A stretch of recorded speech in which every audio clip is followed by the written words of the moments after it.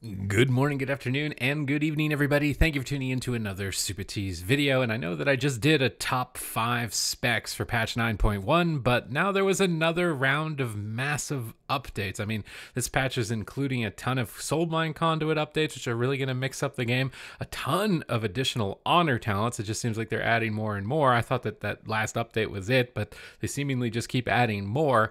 I know right now, Survival Hunters and Unholy DKs, you're feeling left out. I saw something that seems like they could be working on Hunter honor talents. I do hope that they're doing something for Unholy Death Knight as well as Survival Hunter moving forward, but I kind of feel like they probably are, judging by how many changes we got in this one. So in this video, I'm going to be going over the top 5 specs that stood out to me in terms of fun, performance, and what's new for them to get excited about. So if you're looking to pick a new main for 9.1, maybe you're burnt out on 9.0.5, but you want to prepare for something in the future, freshen things up, then this list is going to be perfect for you. And if you want to stay up to date with all of these changes as they come out, I'm doing my best to keep them up to date in real time. So by subscribing to the channel, it'll just notify you with my video updates when there have been changes, so that you can jump in right away, listen to this maybe while you're at work, or listen to this while you're driving home from work or something like that, and get yourself up to date without having to scroll through the massive amounts of patch notes. And I really fished deep into the patch notes to try and find every little detail about these specs to really give you the most valuable information. So let's get started here. The first top 5 specialization for 9.1, or the additional top 5 spec for 9.1, is going to be the HAVOC Demon Hunter. This one's a little bit more plain. That's why it's coming in at number 5. It's just a flat out 15% damage buff to most of your single target abilities. So you can look forward to actually doing more meaningful damage. You do get to look forward to already having mortal wounds added into your specialization. So we've already seen in tournaments, Demon Hunters playing with Fire Mages and expanding their roster. And HAVOC Demon Hunter with the Night Fae Covenant and the Hunt ability has been providing a ton of burst damage. However, it's felt a lot like a one trick. Now it will have that one trick ability and a lot more consistent damage. This likely means that they're going to be tearing up the 2v2 bracket, and if you got BFA, bad memories from BFA Demon Hunters, potentially those are going to be coming back for 2v2, but I am excited to see what types of compositions the HAVOC Demon Hunter is really going to slot into in 9.1. And with this recent 9.1 update, it appears like they're adding a ton of mortal wounds effects to reduce healing of hybrids, which is then a nerf to those hybrids, but a buff to you as the HAVOC Demon Hunter, as you weren't providing a ton of that team healing anyways. So indirect nerf is a buff to you. So if you're looking to try and get back onto your Demon Hunter, I think that 9.1 is really the patch to do it. If you've been missing it, or you put it on the back burner, or maybe TBC announcements got you all hyped up about Illidan, 9.1 I think is going to be the place for you to jump onto your HAVOC Demon Hunter. Coming in at number 4, we're going to be looking at the Subtlety Rogue. And this one was really complicated and tough to try and intricate to really dig into. Why is it going to be as powerful as it's going to be? So I've tried to provide everything that I could that's going to sort of line out or outline what's going on with the Subtlety Rogue. So you're going to look forward to getting Dismantle. This was only available to Outlaw. This is a disarm effect. You might be wondering, well, it's just a disarm. What's the big deal? There's a lot of classes in the game that are namely Arms Warriors that are very popular at the moment. However, they can't use their defensive cooldowns when you've removed their weapon. And it is now a common strategy to attack Arms Warriors. You'll be able to stun them and then disarm them to prevent them further from using their Die by the Sword ability. There's going to be a lot of tilted Arms Warriors when you're going onto your Subtlety Rogue, which is why I think it's going to be amazing. You're receiving a mobility buff with maneuverability now removing roots when you activate it, suppressing slows. You're getting a sustained damage buff to backstab by 20%, and also Gloomblade. Still up in the air as to whether you'll be talenting Gloomblade, maybe likely more oriented to PvE, as well as the HAVOC Demon Hunter buffs will be helping you out in PvE for HAVOC Demon Hunter. And you're getting a durability buff with Feint now lasting 6 seconds, up from 5, and providing you the damage reduction through the talent. So you're getting a mobility buff, damage reduction buff, consistent damage buff, the ability to outplay the most powerful class in the game buff. And you're getting some new honor talents like Thieves' Bargains being reworked into reduce the cooldown of your Shadowblade's Vanish and Faint by 33%. However, when you activate them, you'll be doing 10% less damage. So you can think of this almost as getting a pseudo defensive stance, which is one main benefit Arms Warriors had over Rogues for being passively durable. But you'll lose a little bit of burst damage in the leeway. But if you're just running away or trying to survive in between your burst windows, getting your Faint on a reduced cooldown with a longer duration is going to make you incredibly durable. And getting your Shadow Blades more frequently, which is then coupled in with the new Night Fae ability here, which is going to be your ability used from stealth while Sepsis is active now will grant you Shadow Blades for 8 seconds. So you'll be able to get Shadow Blades from your normal cooldown, you'll be able to reduce it, and you'll also be able to get Shadow Blades through the Night Fae Covenant. And right now, the Covenant abilities for Subtlety Rogue were almost daunting in trying to figure out which one to go to in terms of power. I just figured that getting Shadow Blades, an extra charge of Shadow Blades, is going to be a lot of extra damage, and it might scare your opponents into thinking, oh, he's activated Shadow Blades, we need to use cooldowns to survive. You baited them, and then you activate your main Shadow Blade cooldown, so I thought that this would be helpful. However, Flagellation for Venthyr and Nadja Mistblade providing you versatility as well as haste now is going to be a massive amount of damage. So Subtlety Rogue Covenant, you will want to keep a close eye onto your main guide writers for Rogue to try and figure out where to go. And I don't even know if they'll be able to figure it out because it looked so complicated that I couldn't even pin it down. But to me, what stood out was the Night Fae. And this is Subtlety Rogue. This is coming in at number 4. Look how much there was here. This is coming in at number 4. So let's jump into number 3, which is the Fury Warrior.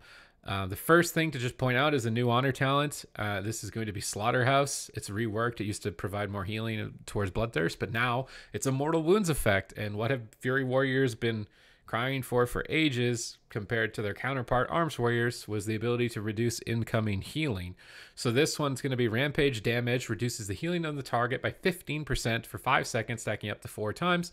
So, you know, you build up your Rage, you Rampage, 60% reduced healing on that target. You couple that up with a Combustion or an Incarnation from a Balanced Druid. Yeah, that's going to be really scary to recover from. There's going to be a lot of synergies with burst damage classes and this Mortal Wounds effect. So I imagine that Fury Warrior is going to be a nice pickup and maybe a little bit of a refresh for you if you're tired of playing Arms Warrior to jump on over to Fury and give it a go. 9.1 is looking very exciting for it. There's going to be different legendaries as well. This one stood out to me for the Venthyr Covenant, which is that when you condemn, it will extend the duration of your recklessness by 2 seconds. So condemn generates rage, so you can use it almost all the time as Fury to kind of extend the duration of your crit buff and then lay in with these slaughterhouses and get a ton of just direct damage at all times. And then you also get this coupled in with the Nadja Mistblade Soulbind Conduit that I spoke about earlier for Subtlety Rogue as Flagellation, but now for Fury Warrior, which is Fatal Flaw. When the haste effect of Euphoria, so basically you'll attack as a Venthyr and you'll build up stacks. When you've reached max stacks, you'll get 20% haste. But now, when that 20% haste ends, you will get 20% versatility in PvP or 20% of your highest stat in PvE if it doesn't happen to be versatility, which is a massive damage buff. If you time all of your burst cooldowns when that versatility is stacked up with the trinket bonus in PvP, yeah, you're going to do a lot of damage. So to me, Venthyr Warrior was standing out to me still, even for Fury as well as Arms. So you can at least look forward, if you were an Arms Warrior with Condemned, switching over to Fury doesn't look like it's going to be too difficult aside from crafting a new legendary for Fury specifically. But overall, Fury Warrior is going to be a really fresh take if you're really tired of Arms Warrior and Arms Warrior potentially getting a lot more direct counters to it now. And the desirability of Arms going down because it was one of the few specs that provided a high Mortal Wounds effect. Now there's a lot more. And speaking about Mortal Wounds effects comes to my number 1 specialization at the moment on this top 5 list. And that's going to be the... Oh, sorry, we're not at number 1 yet. What am I doing? We're not at number 1 yet. I thought we were at number 1. We've been through so many specs that are just absolutely crazy that I actually thought I was at number 1, but we're at number 2. This is number 2 on the list. We're only at number 2. Retribution Paladin. This thing was probably already number 1 for a lot of you, and you're thinking, why did you put Retribution Paladin on this list? We already know it's so amazing. Well, it's getting a little bit even more amazing. There's a couple of things. What do Retribution Paladins hate more than anything? not moving, getting rooted, getting slowed. Well, as a Kyrian, which pretty much all Retribution Paladins, at least in PvP, are, now you will also get a Soulbind Conduit that after you recover from a loss of control effect, you'll take 15% reduced damage. You're going to be more tanky now, so if you get stunned up at the beginning of a game, 15% less damage. Your movement speed cannot be reduced below 90% for 6 seconds. So if you come out of a polymorph or you come out of a stun or something like that, you're going to be running almost practically at full speed at your target. Enemies will have to play around this to prevent the damage reduction from providing any sort of impact to their kill potential. But the fact that you'll get extra mobility right when you come out of a crowd control effect is going to be incredibly useful as a Retribution Paladin. It might save you a Blessing of Freedom charge to get more mobility. But what really stood out to me was this new legendary for Kyrian Retribution Paladins, because all the legendaries have to do with your Covenant abilities. And Divine Toll for Retribution Paladin was throwing a judgment, and those judgments threw more judgments, and that's a lot of judgment. Yeah, I thought only God could judge me, but Retribution Paladins are basically God. Here now with Divine Resonance, every 10 seconds after casting Divine Toll, you will cast it again at 60% effectiveness, and it lasts 30 seconds. So you'll cast it 3 times, I would assume.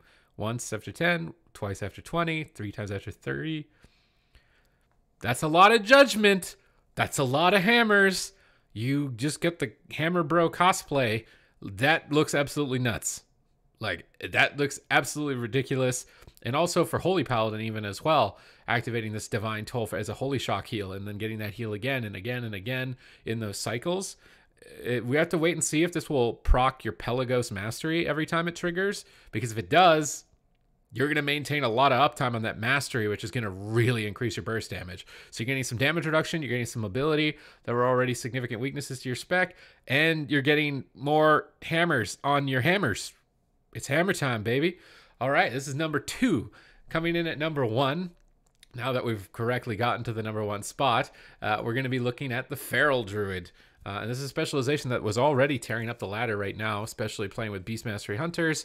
But in 9.1, for the first time, you're going to get a Mortal Wounds effect. So you'll be able to reduce healing on the target that you're attacking, that you've got your Infected Wounds up, which is just kind of passively applied from attacking a target. And you'll be able to stack it up twice and reduce healing by 24% on the target. And you'll also likely be able to slow them to a higher margin as well. I'll have to wait to confirm the slow part, but the Mortal Wounds effect, definitely. So you'll be able to dot up multiple targets. And this bleed build of Feral Druid is getting massively buffed through the Necrolord Covenant, which was already, in my mind, the best Feral Druid Covenant, at least for PvP. In PvE, maybe you were running Convoke the Spirits, but I would think in PvE you'd even want to switch over to this because you're getting a ton of mastery. And this is coming from the Carver's Eye. This is the Emony Soulbind. This is new additional Soulbind effect deeper down in the talent tree. Damaging an enemy above 90% health, which you do quite often, at least in PvP, right? Or you're going pull to pull, pack to pack in a dungeon. You'll get 199 mastery. I don't know why I didn't just do 200 and round up, but 199 mastery for 5 seconds. It stacks 5 times. So if you just hit 5 targets right in a row, boom, 1,000 mastery. That is absolutely a crazy amount of mastery. So, but you can't benefit from this in the same target for 10 seconds. Only 10 seconds. You only have to wait 10. It's up half the time. You're going to have 1,000. If you're attacking 5 targets, you have this up half the time. You're fighting a pet class. You're attacking even just 2 players. Is 400 mastery up half the time? Your dots are going to be doing tons of damage.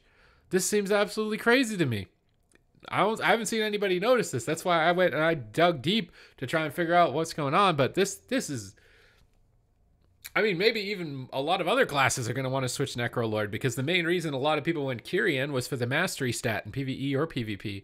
And now Necrolord is getting one that seems twice as good as the Kyrian one. So yeah, there's that. So I hope that this information should be helpful and useful to you. And then on top of that, you're getting the mnemonic equipment. When you damage an enemy that's below 35% health, 3% of that damage is repeated over 5 seconds. And then if you heal an ally, grants them the ability to have their damage repeat this way at 30% effectiveness for 5 seconds. That's a limit of 2. So if you heal a target with a regrowth, they're going to be doing a little bit of extra damage. So you get this extra boost of mastery on high health targets. And then when you get them low, you get this kind of ramping up dot tick as well that's benefiting from your adaptive swarm. So Feral Druid seems really good. And you also, I didn't put it on this because I wasn't sure if Feral Druid had access to the talent, the high winds. So now when you cycle on a target, the healing of that target will also be reduced by 30%.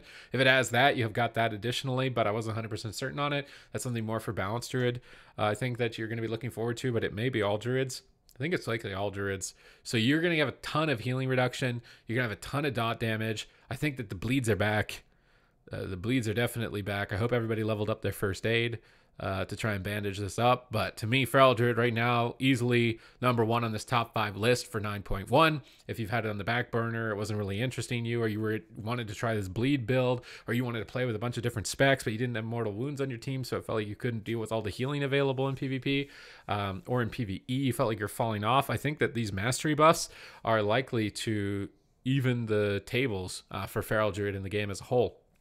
But other than that, thank you very much for watching this video. I hope that you enjoyed it. If you did, please leave it with a thumbs up. Comment down below with your thoughts about what's exciting you for 9.1 and what you would like to see coming in the future patch, because it seems obvious to me, at least at this point, that they are listening and they're being receptive to feedback and responding to it in a way. 9.1 is almost looking like an entirely different expansion, at least when it comes to classes. There's a ton of new armor types, ton of new mounts as well to explore and unlock. So I'm sitting here eagerly in anticipation for it at this point, to say the least.